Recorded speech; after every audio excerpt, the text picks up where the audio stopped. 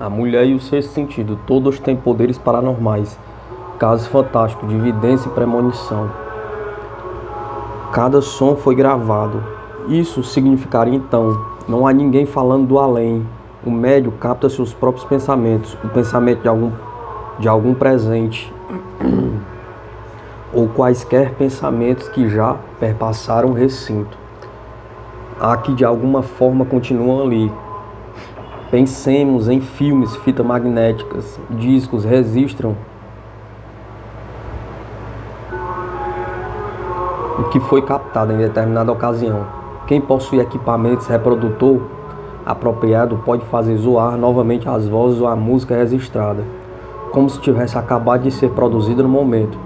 E não esqueçamos, tanto a gravação quanto a reprodução não passa a rigor de intensificação. Captação e reprodução se fariam também sem aparelhagem. Cientistas, e no caso não se trata de parapsicólogos e sim de físicos, nos dizem que nenhum som, nenhuma palavra pronunciada se perde jamais. Assim como as vibrações acústicas ficam gravadas nas matrizes de cera, elas também deixam vestígios até nas mais duras das pedras. Na mais dura das pedras. O desenvolvimento técnico deveria possibilitar, em tese, a reprodução de palestras mantidas há 1000, 2000 ou 5000 anos. Quem sabe talvez nossos filhos possam escutar as palavras de Carlos Magno nas paredes da velha Catedral de Aix, a de César no Panteão de Roma, a de Sócrates na Acrópole de Atenas, a dos vetustosos faraós nas pirâmides de Gizé. Isso soa fantástico, sem dúvida. No entanto, antes da invenção do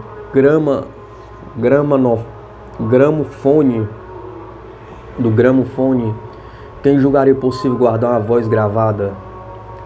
E um habitante do século XIX teria julgado inviável ver por meio de um aparelho o que se passa do outro lado do mundo. Para nós, no entanto, nada é mais natural do que a televisão. A atmosfera opressiva de recintos estranhos. Muitas pessoas, e naturalmente, em especial mulheres, sentem-se tão mal em determinados locais, como casas estranhas, quartos de hotel, que fogem quase em pânico. Não sabem explicar o motivo de tal atitude. Nada ouviram que pudesse assustá-las. Também não há odores repulsivos no ar ou coisa semelhante.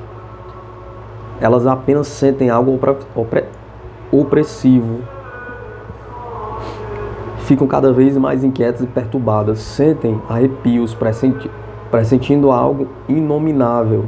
O local ou recinto, por vezes até determinando objeto, está envolto numa atmosfera ou aura opressiva. Até hoje, pessoa alguma conseguiu definir do que se trata. Pessoas muito receptivas ou treinadas, como poderia dizer, pressentem. Aqui aconteceu algo de horrível algum dia. A adivinha berliense, Gabriela Hoffmann, por exemplo, evita quartos de hotel sempre que possível. Por diversas vezes lhe aconteceu ter que pedir à gerência: por favor, arranje-me outro quarto. Não suporto o que me deram. Ele obrigou há pouco tempo uma pessoa muito infeliz. E às vezes ela recebe a confirmação: tem razão, nesse quarto um hóspede se suicidou há pouco tempo. Gabrielle Hoffmann ainda era adolescente quando sentiu pela primeira vez aquele mal-estar num recinto estranho. Fora tratar de um assunto no subsolo de uma clínica berliense e de repente se sentiu mal, aparentemente sem motivo. Ela se viu assaltada por avassaladora depressão. Os colegas riam dela, caçoando. Ora, o que há de tão apavorante aqui embaixo? Pergunta. Gabriela sacudiu a cabeça. Não é nada disso. Só que uma pessoa morreu aqui. Não como se morre no hospital, de outra maneira. E ela acertara. Exatamente no recinto do subsolo onde Gabriela se sentia invadida por aquela sensação deprimente, um paciente se enforcara 6 semanas antes. Atire-se pela janela. Caso semelhante ocorreu em Boston. Dona Eleanor Hunter, enviuvando de repente, deixou sua casa, pois lhe recordava demais os dias felizes do passado. Mudou-se para Boston. Poucos dias após a mudança, A milionária procurou seu médico, Dr. Whitman, contando: "Não sei o que há comigo, o senhor nem imagina, doutor, o quanto me sinto mal à vontade, quase infeliz na minha nova casa, e no entanto ela me agrada tanto. A localização, a decoração, tudo é conforme sempre desejei, um lar ideal. Mas não poderia querer melhor, como não poderia querer melhor. Mas há algo de errado naquela casa. Sempre que entro no ateliê do terceiro andar, sinto tremenda depressão, invade-me a compulsão de saltar pela janela sem pensar em mais nada." O médico sabia o quanto sua paciente tinha sofrido nas últimas semanas. Seus nervos deviam estar naturalmente bastante abalados. Portanto, ele lhe prescreveu fortes doses de tranquilizantes. Porém, eles não fizeram efeito. Já uma semana depois, Eleonore Hunter procurou novamente um médico. "Estou arrasada", queixou-se ela. "Aquela casa está acabando comigo. Quando saio dela, sinto-me bem, mas assim que volto, o medo torna a me invadir. Não vou poder continuar vivendo ali. Não há dia em que não considere a ideia de acabar com a vida." O médico encaminhou sua paciente a um psiquiatra. Este ouviu a estranha história e limitou-se a perguntar: "Por acaso a senhora se mudou para a casa na qual residiu outrora a família Burton?" "Burton?" pergunta. Surpresa, a milionária concordou. "Conhece a casa? Conheço a família Burton?" "Conheceu a família Burton?" pergunta. O psiquiatra ficou sério.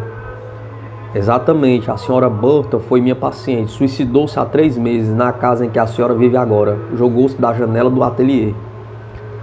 A angústia da suicida, poder-se supor, deve ter permanecido na casa, e com tal intensidade que chegava a exercer efeito contagiante. Objetos contam sua história." Em 1848 apareceu na pesquisa de fenômenos inexplicados um novo conceito: psicometria. O pesquisador americano Joseph Buchanan, do Instituto Médico Coving em Kentucky,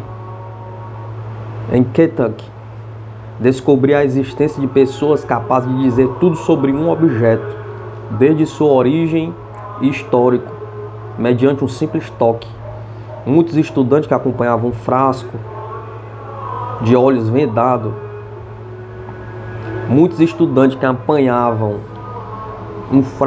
olhos vendados conseguiram adivinhar que tipo de líquido ou medicamento ele continha. Médios tocavam numa pessoa completamente estranha e citavam imediatamente características exatas de sua vida e maneira de ser.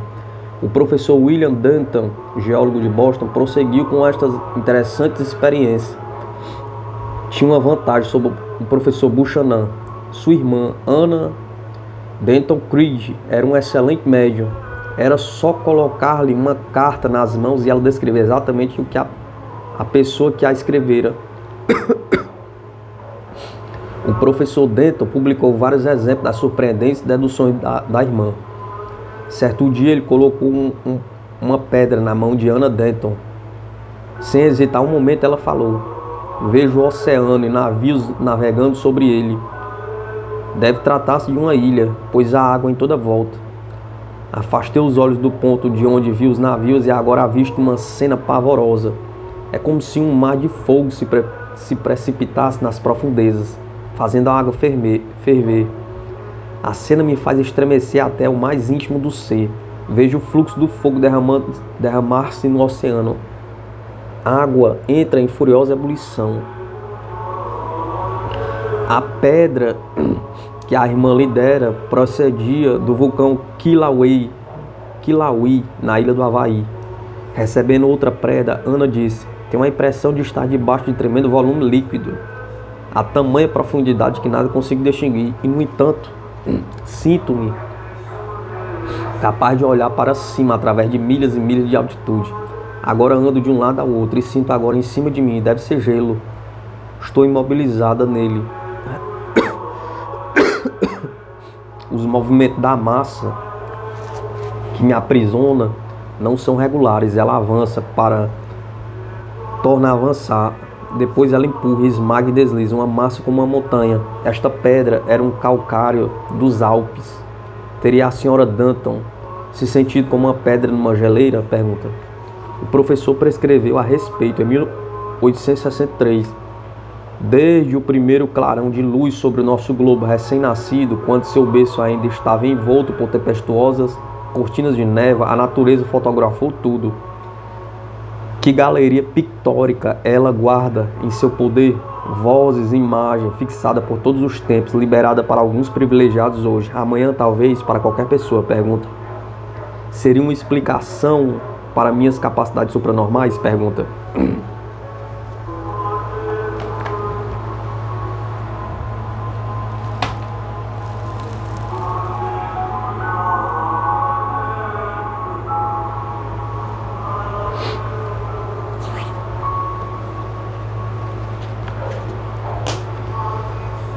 A mulher negra de Salzburg.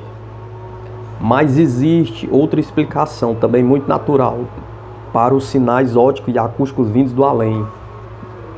Começou no ano de 1981. Motoristas dos arredores de Salzburg, cerca de 100 deles, vinham para casa lívidos de terror ou procuravam a polícia. Todos relatavam a mesma experiência. Eu corria pela estrada, de repente avistei no meio da pista uma mulher jovem, toda vestida de negro. Ela me acenou nervosamente com o guarda-chuva, dando a entender que eu deveria diminuir a velocidade. Ela provavelmente me salvou a vida.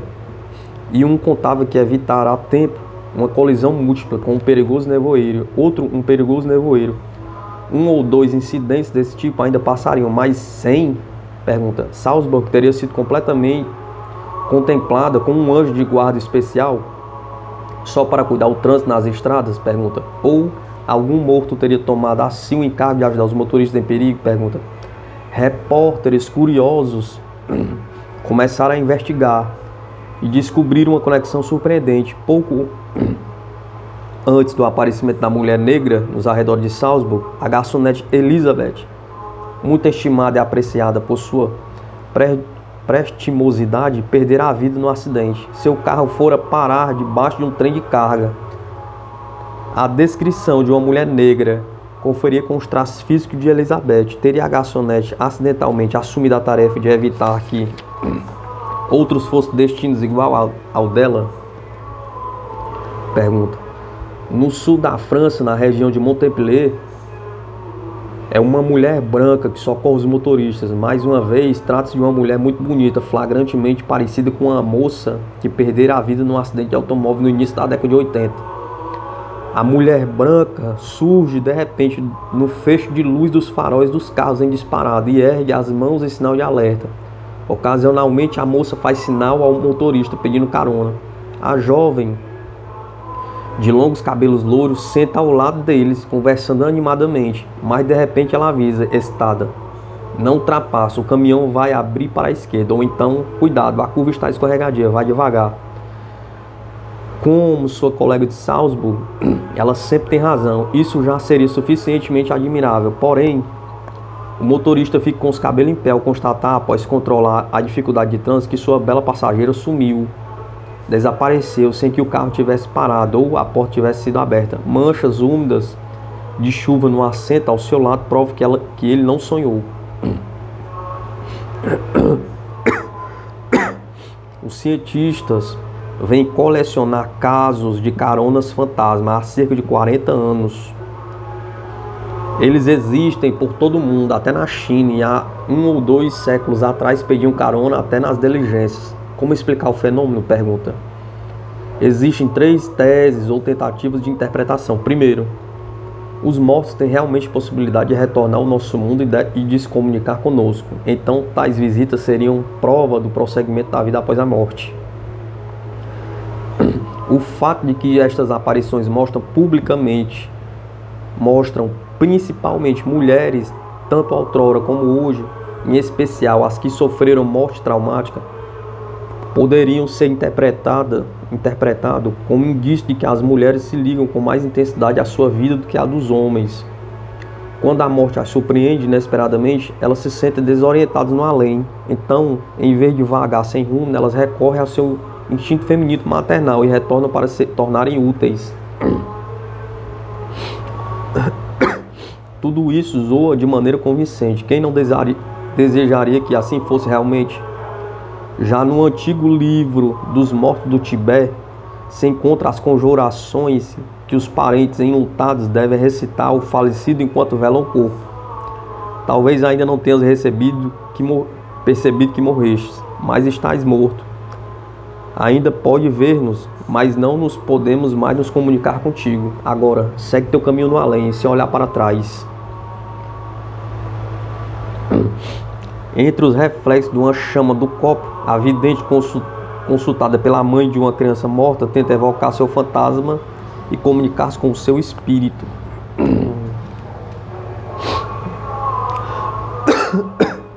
A vidente, usando a chama de uma vela, tenta evocar a criança morta e conversar com o seu espírito. Foto.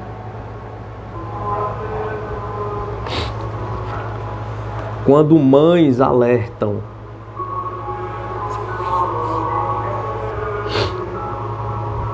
a Bíblia nos conta que também Jesus, após a sua crucificação e morte, apareceu aos discípulos, porém, em primeiro lugar, às mulheres. Queria dar-lhes ainda importantes instruções durante algumas semanas. E o que teria sido sua igreja sem essas instruções? Pergunta. Tudo parece se encaixar tão maravilhosamente e, no entanto, o problema está longe de ser simples. Quem não contar algum caso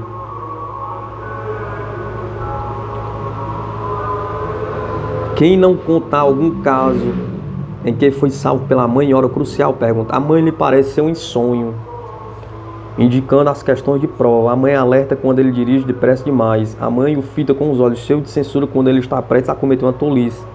Para muitas pessoas, a mãe é o anjo da guarda onipresente. Em tempo de guerra, mães salvam os filhos, alertando contra impactos de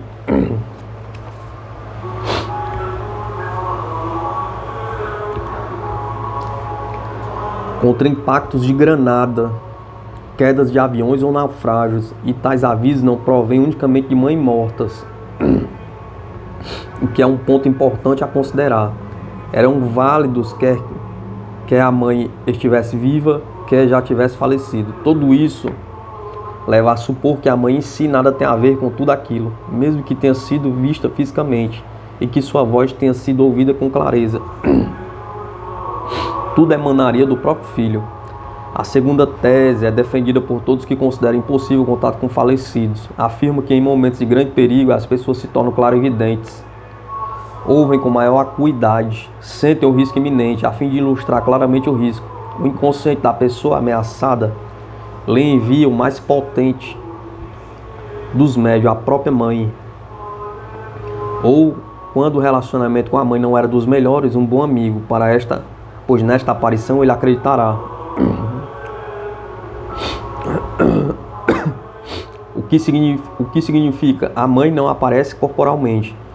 Ela não revogou as leis da natureza para tornar-se visível ou audível. Não há contato com o além. Tudo se passa apenas na mente da pessoa ameaçada por grave perigo. E a mente é tão poderosa que consegue iludir convincentemente olhos, ouvidos e todos os demais sentidos. Esta tentativa de interpretação desencanta.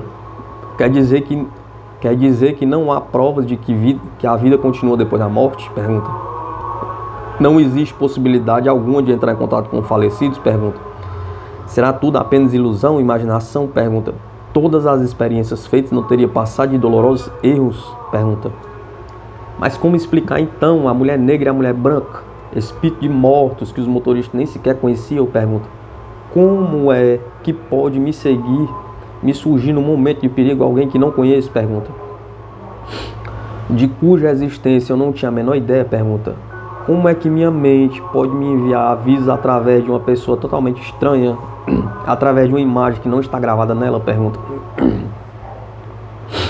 Talvez a explicação para o caso seja bem simples. Primeiro, Elizabeth, a garçonete morta, pode ter aparecido uma pessoa abalada com sua trágica morte, alguém que a conhecer em vida. Os demais devem ter ouvido falar do caso ou lido sobre ele na imprensa e já a ponte foi lançada.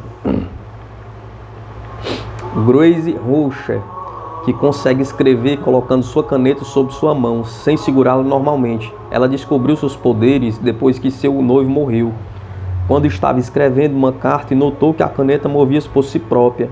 A grafia era de seu noivo.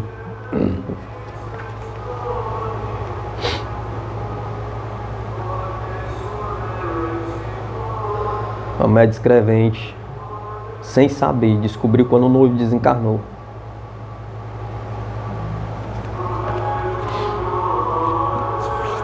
Os mortos estarão mesmo ausentes? Pergunta.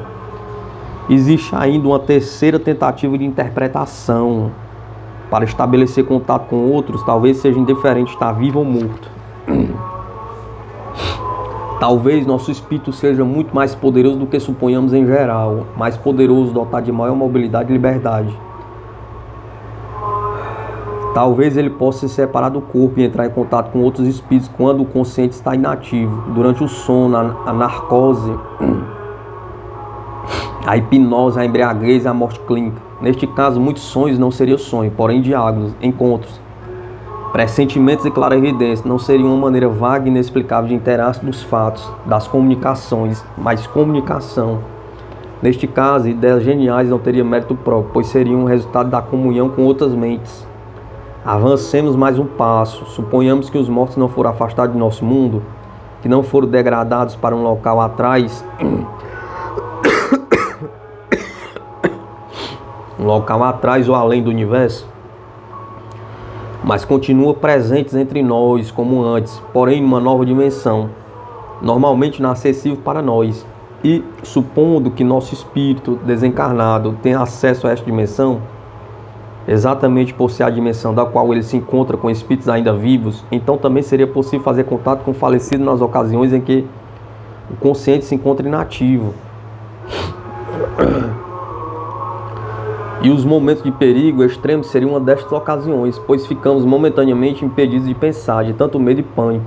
Então o corpo e o espírito poderiam separar-se por uma fração de segundo, a fim de entrar em contato instantâneo com outros espíritos ainda encarnados e já desligados do corpo por morte deste. Seria o ponto de encontro das duas correntes, aparentemente divergentes e violentamente contrárias. O espiritismo, que gostaria de ver em todo fenômeno parapsicológico a atuação dos falecidos, o animismo, que tenta se explicar sem um além, atribuindo tudo às forças espirituais de pessoas vivas. A alma, espírito, ou que outro nome se lhes dê, aquilo que eventualmente sobrevive ao corpo, não conhece limites, que ainda resida no corpo, que já o tem abandonado. Não pode ser detida nem pelo tempo, nem pelo espaço. Tem acesso ao conhecimento de todos, sejam eles quem forem. Pode captar tudo que já foi pensado no mundo. Porém, só pode ficar sabendo isto e nada mais. Isso significaria concretamente: Jim, o falecido filho do bispo californiano, não precisou ser invocado, já estava presente. O médium pode entrar em contato com ele assim que desativou o próprio consciente. O que o bispo ficou sabendo através do filho sobre o céu, inferno e Deus não eram dogmas insofismáveis, mas talvez apenas a projeção das ideias e inspirações do próprio bispo, ou os pensamentos de Jim. A mulher negra e a mulher branca, assim como outras aparições em estradas, não precisavam estar fisicamente presentes para serem vistas e ouvidas. O espírito atribulado pode percebê-las sem que estejam presentes. A ligação entre mãe e filho jamais é totalmente interrompida. Continua firme, como quando o feto ainda se encontrava no ventre materno. Portanto, o espírito da mãe pode escutar o filho aflito e ajudá-lo a qualquer momento, quer a mãe esteja viva, quer já tenha falecido. Seria esta a resposta para muitas perguntas. Em torno de fenômenos parapsicológicos, pergunta: a mulher e o sexto sentido, todas têm poderes paranormais, casos fantásticos, evidência e premonição.